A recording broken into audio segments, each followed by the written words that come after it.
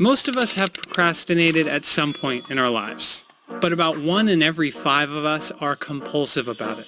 They put off tasks and chores nearly every chance they get. They're called chronic procrastinators. And it turns out this behavior does a lot more damage than you might think. We get it. Doing work is hard. But when you choose to watch TV over doing laundry or washing dishes, you've just launched an all-out battle in your brain.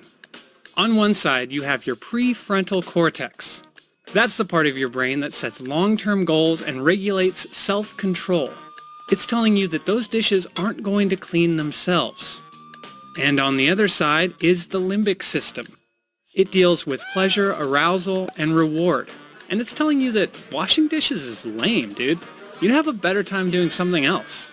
So procrastination essentially puts your brain in its happy place. It feels good. That's why you do it.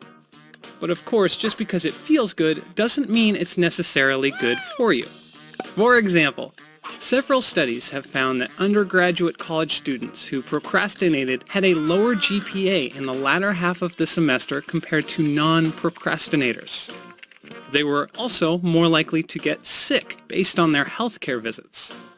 Moreover, other studies have found that procrastinators report higher levels of guilt and anxiety when they choose to procrastinate in the first place.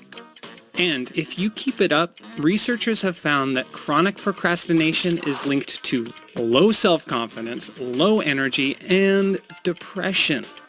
Overall, your quality of life will probably be worse than if you had just listened to that good old prefrontal cortex. And you may think that you just have a different workflow or you perform better under pressure. But sorry to say, there are no studies to support any benefits of chronic procrastination. Bottom line, it's unhealthy. But not all hope is lost. In fact, researchers have conducted dozens of scientific studies in search for ways to help procrastinators.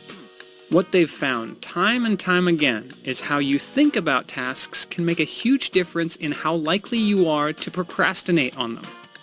Tasks like saving for retirement, for example, can be so abstract. There's no immediate deadline, so you can always start tomorrow. And this is the mentality that can lead you to procrastinate. Instead, make your tasks more concrete in your mind. For example, a study in 2011 discovered that people given an illustration of how they might look at retirement age were more likely to say they would save money for retirement than people without an illustration. The image was something tangible, and therefore painted a more concrete picture of their inevitable future. So whatever the task, do your health a favor and do the work. Right now. You might even enjoy that TV show even more once you get to it.